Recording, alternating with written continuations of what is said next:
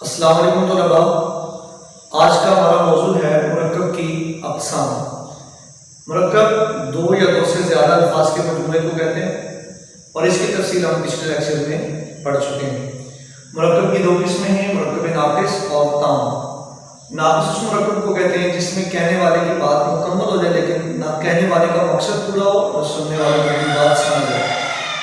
اس طرح سے مرکب تام وہ مرکب ہے جس میں کہنے والے کی بات مکمل ہو جائے، کہنے والے کا مقصد بھی پورا ہو جائے اور سننے والے کو بھی بات سمجھ آ جائے، اسے مرکب تام کہتے ہیں۔ یہ تفصیل بھی ہم پہلے پڑھ چکے ہیں۔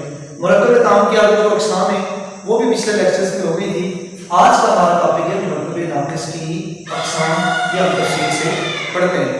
مرکب ناقص کی 12 اقسام ہیں: مرکب اضافی، توصیفی، عطفی، عددی، اشاری، جاری، مرکب تابع موضوع اور مرکب تابع مہمل۔ اب ہم ان کی تفصیل دیکھتے ہیں۔ مرکب اضافی، مرکب کے لفظ سے تو آپ سمجھ گئے کہ دو اسموں کا مجموعہ، اور اضافت کا مطلب ہوتا ہے تعلق جوڑنا۔ مرکب اضافی ایسے مرکب کو کہتے ہیں جس میں ایک اسم کا تعلق دوسرے اسم کے ساتھ جوڑا جائے، جیسے خدا کا بندہ۔ اب ہم نے دیکھیں کہ بندے کا تعلق اللہ کے ساتھ جڑا ہے۔ پہلے ہم دیکھتے ہیں خدا ایک اسم ہے، نام ہے، بندہ بھی ایک اسم ہے، یہ ہمارے پاس دو اسم ہو گئے۔ اب دو اسموں کا ہم نے آپس میں تعلق جوڑا ہے، تو جب دو اسموں کا آپس میں تعلق جوڑا جائے اس تعلق جوڑنے کو اضافت کہتے ہیں، اور جب کوئی مرکب بن جاتا ہے اسے مرکب اضافی کہتے ہیں۔ اور یہ ہم نے تعلق جوڑا ہے لفظ کا کے ساتھ۔ اب یہ اضافت کے الفاظ یہاں پہ دیکھ لیں: کا، کی، کے، را، ری، رے، یہ 6 الفاظ ہیں جو اضافت کو ظاہر کرتے ہیں۔ جیسے میں نے مثال میں کہا خدا کا بندہ، میں کہہ سکتا تھا خدا کی زمین، میں کہہ سکتا تھا خدا کے بندے، میں کہہ سکتا تھا کہ یا اللہ تیرا فضل۔ اب تیرا فضل جو ہے، تیرا یہ را کا لفظ اللہ کے ساتھ فضل کا تعلق جوڑا ہے، تیرا فضل۔ یا میں یہ کہہ سکتا ہوں کہ تمہارا دوست۔ اب دوست یہ میں یہاں لکھ دیتا ہوں تاکہ آپ کو سمجھ آ جائے، تمہارا دوست۔ اب لفظ ہے اصل تھا تم یا آپ، اس کے ساتھ یہ والا را جو ہے دوست کا تعلق ہم نے تم کے ساتھ جوڑا، اور وہ کس کے ذریعے سے؟ تمہارا، یعنی آپ کا دوست۔ اصل میں اس کا مطلب بھی کا ہی ہے۔ اور تمہاری کتاب، تمہارے دوست، یہ سب جو ہے اضافت۔ بس سمپل آپ یہ سمجھیں کہ کا، کی، کے، را، ری، رے وہ 6 الفاظ ہیں، حروف ہیں جن کے ذریعے سے ہم کسی ایک قسم کا تعلق دوسرے کے ساتھ جوڑتے ہیں۔ تو یہ مرکب اضافی میں استعمال ہوتے ہیں۔ پھر سنیں، مرکب اضافی ایسے مرکب کو کہتے ہیں جس میں ایک اسم کا دوسرے اسم کے ساتھ حرف اضافت کے ذریعے سے تعلق جوڑا جاتا ہے۔ اور میں نے کہا حرف اضافت کے ذریعے سے، حرف اضافت کون سے کو میں نے یہاں پہ لکھ دی ہے۔ جس کا تعلق جوڑا جاتا ہے، جیسے بندے کا تعلق جوڑا گیا اس کو مضاف کہتے ہیں، اور جس کے ساتھ تعلق جوڑا جائے اسے مضاف الیہ کہتے ہیں۔ تو گویا کہ مرکب اضافی کے دو حصے ہو گئے: مضاف ہو، مضاف الیہ۔ مضاف ہو جس کا تعلق جوڑا گیا، مضاف الیہ ہو جس کے ساتھ تعلق جوڑا گیا۔ دوسرا مرکب توصیفی۔ توصیفی کا لفظ جو ہے وہ وصف سے ہے، خوبی سے یا خامی سے۔ ایسا مرکب جس میں دو اسم ہوں اور ایک اسم دوسرے کی خوبی یا خامی کو بیان کر رہا ہو، اسے مرکب توصیفی کہتے ہیں۔ جیسے میں نے کہا کہ اچھا لڑکا۔ اب یہ دیکھیں کہ اچھا ایک اسم ہے، ٹھیک ہے، جو اچھائی بیان کر رہا ہے، لڑکا بھی ایک اسم ہے، دو اسم ان میں سے ایک دوسرے کی اچھائی بیان کر رہا ہے، تو یہ مرکب توصیفی ہے۔ برائی بھی بیان کر سکتا ہے، میں کہہ سکتا ہوں کہ برائی کی، جیسے میں کہہ سکتا ہوں چور آدمی۔ اب آپ نے دیکھا یہ ایک اسم ہے، آدمی دوسرا اسم ہے۔ اب یہ ایک اسم جو چور ہے یہ دوسرے اسم آدمی کی برائی کو بیان کر رہا ہے، تو یہ بھی ہے، بھی دو ہے اسم ہے اور ایک دوسرے کی برائی کو بیان کر رہا ہے، تو یہ مرکب توصیفی ہوگا۔ پھر سنیں، مرکب توصیفی ایسے مرکب کو کہتے ہیں جس میں دو اسم ہوں اور ایک دوسرے کی اچھائی یا برائی کو بیان کرے۔ اس کے بعد مرکب عطفی۔ عطف کا معنی جوڑنا۔ ایسے دو اسم جن میں سے ایک اسم کو دوسرے اسم کے ساتھ جوڑا جائے واو کے ذریعے سے یا حرف اور کے ذریعے سے تو اس مرکب کو مرکب عطفی کہتے ہیں۔ مثال کے طور پر میں واو کی مثال لیتا ہوں، جیسے صبح شام، اب دو اسم، ایک صبح اور ایک شام، اس کو میں نے جوڑ دیا واو کے ساتھ اور یہ اب ایک مرکب بن گیا، چونکہ دو الفاظ ہو گئے تو اس واو کے ذریعے جب دو اسموں کو جوڑا جائے وہ مرکب جو ہے مرکب عطفی کہلاتا ہے۔ اور بھی مثال لکھ سکتا ہوں، میں کہہ سکتا ہوں کہ ہم اور تم، اب ہم تم دو اسم الگ الگ تھے، ہم نے اور کے ذریعے سے اس کو جوڑ دیا تو یہ مرکب عطفی ہے۔ عام طور پہ واو کا استعمال فارسی میں عطف کے لیے ہوتا ہے اور کا استعمال اردو میں ہوتا ہے، لیکن اب ہماری زبان چونکہ فارسی اور عربی سے بنی ہوئی ہے اس لیے ہم فارسی کے مرکب کو بھی اردو کے مرکب میں شامل کرتے ہیں، جیسے ہم کہتے ہیں صبح و شام، بحر و بر، نشیب و فراز، اس طرح کے بہت سارے جو الفاظ واو کے ذریعے سے جڑتے ہیں، گرم و سرد وغیرہ وغیرہ، تو یہ سب مرکب عطفی ہیں۔ مرکب عددی،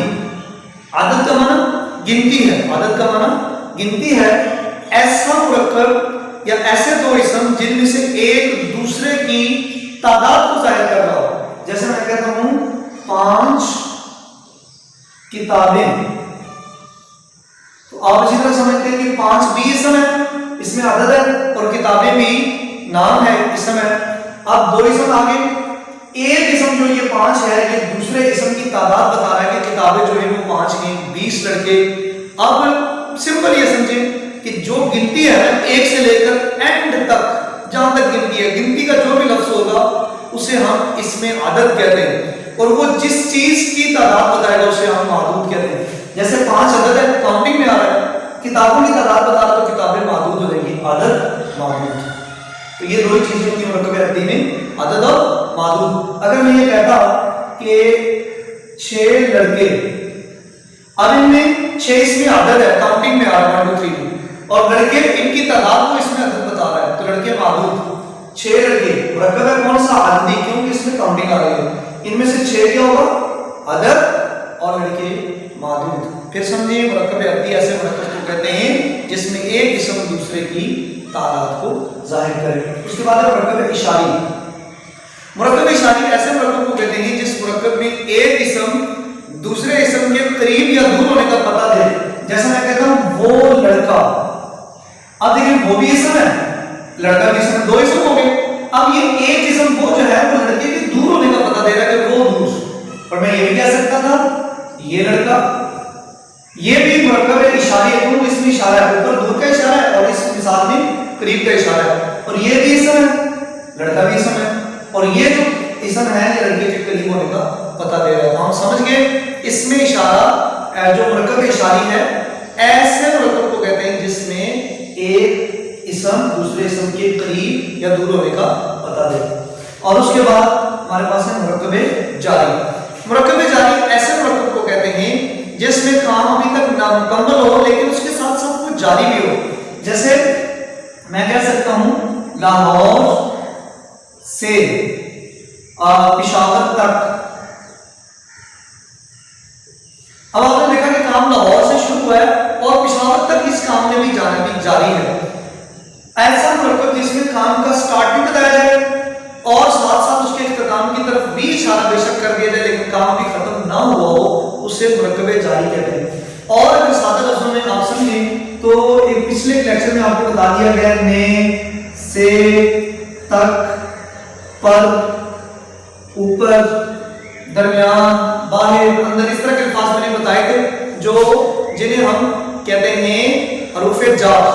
حروف جار جب بھی کسی اسم کے ساتھ آتے ہیں تو وہ مرکب جاری ہی ہوتا ہے۔ جیسے میں کہوں چھت پر، یہ والا ورڈ آ رہا ہے چھت پر، ابھی چھت پر، چھت ایک اسم ہے، پر جو ہے وہ حرف جار اس کے ساتھ آگے، جب ایک اسم کے ساتھ حرف جار آتا ہے تو اسے مرکب جاری بنا دیتا ہے۔ لاہور تک جیسے میں نے مثال میں لکھا، لاہور شہر لکھا، پشاور تک لکھا، اور میں کہوں کہ وہ جو ہے وہ آسمان پر اڑ رہا ہے، آسمان پر کا جو لفظ ہوگا آسمان اسم ہوگا اور پر حرف جار میں سے ہوگا تو یہ مرکب جاری ہوگا۔ اس کے بعد مرکب تابع موضوع۔ مرکب تابع موضوع ایسے مرکب کو کہتے ہیں، تابع کا مطلب ہوتا ہے کسی کے کو فالو کرنا، پیچھے چلنا۔ موضوع کا میں نے شروع میں گرامر کے پہلے ہی لیکچر میں بتایا تھا کہ ایسا لفظ جس کا کوئی معنی ہو उसे मौजू कहते हैं।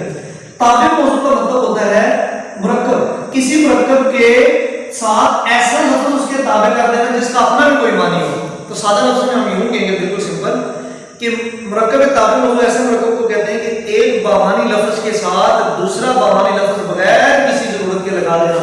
जैसे मैं ये कहूं कि उसकी चाल ढाल बहुत अच्छी है। अब चाल का लफ्ज था, ढाल भी अच्छा लफ्ज है, चाल का लफ्ज भी बामानी है और ढाल का लफ्ज भी बामानी है। बिला जरूरत हम कहते हैं उसकी चाल अच्छी है तो बात खत्म हो गई, लेकिन हमने उसके ताबे और लफ्ज को साथ कर दिए चाल ढाल। मैं कहूं कि उसका दाना पानी खत्म हो गया।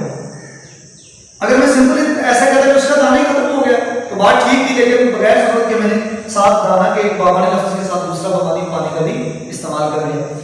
ऐसा मुरक्कब जिसमें एक बामानी लफ्ज के साथ दूसरे बामानी लफ्ज को बिला जरूरत हम इस्तेमाल करते हैं उसे मुरक्कब ताबे मौजू कहते हैं। मुरक्कब ताबे मुहम्मद, ताबे को फॉलो करना मोहम्मद। पहले लेक्चर में हमने पढ़ा था मौजू बामानी लफ्ज को कहते हैं और मोहम्मद ऐसे लफ्ज को कहते हैं जिसका कोई मानी ना हो। ऐसा मुरक्कब जिसमें हम एक बामानी लफ्ज के साथ दूसरा बेमानी लफ्ज बिना जरूरत इस्तेमाल करें, जैसे को हम गपशप लगा रहे हैं। अब आपको पता है कि अगर हम कहते हैं हम गप लगा रहे हैं तो बात खत्म हो गई। ये शब्द बेमानी लफ्ज हमने साथ वैसे ही एक मुरक्कब के ताबे कर दिया। तो ऐसा मुरक्कब जिसमें बामानी लफ्ज के साथ बेमानी लफ्ज को जोड़ा है उसे मुरक्कब ताबे मुहम्मद कहते हैं। आज का सबक मुकम्मल हो गया। मैं फिर बिल्कुल मुख्तसर सा 1 मिनट में रिवाइज कर रहा हूँ, समझें। आज हमारा लेसन है मुरक्कब नाक़िस की अक़साम। उसकी ये 12 किस्में हैं। पहली किस्म है मुरक्कब इज़ाफ़ी, जिसमें एक किस्म का, और सिंपल ये समझें कि इन सारे मुरक्कबों में इस्म की बात हो रही है। एक इस्म अगर दूसरे के साथ ताल्लुक़ पैदा हो रहा है उसका, का की के रागी के साथ तो इज़ाफ़ी है। एक इस्म दूसरे की खूबी खामी बयान कर रहा है तो वो तौसीफ़ी है। एक इस्म को दूसरे इस्म के साथ वाव या और के ज़रिए से जोड़ा जा रहा है तो अत्फ़ी है। एक इस्म दूसरे की काउंटिंग बता रहा है कि वो कितनी तादाद में है तो मुरक्कब अददी है। एक इस्म दूसरे की मौजूदगी करीब या दूर ज़ाहिर कर रहा है तो वो मुरक्कब इशारी है। एक अदद जो है, एक इस्म दूसरे इस्म का के साथ जो है उस काम का शुरू होना बता रहा है लेकिन नामुकम्मल बता रहा है तो मुरक्कब जारी है। अगर एक इस्म को दूसरे इस्म के साथ, एक बामानी इस्म को दूसरे बामानी इस्म के साथ बगैर जरूरत के हम जोड़ देते हैं तो मुरक्कब ताबे मौजू हो जाता है। और एक इस्म को एक बामानी इस्म के साथ दूसरे बेमानी इस्म को बगैर जरूरत के जोड़ते हैं उसे मुरक्कब ताबे मुहम्मद कहते हैं। अल्लाह ताला हम सबका आमीन और नासिर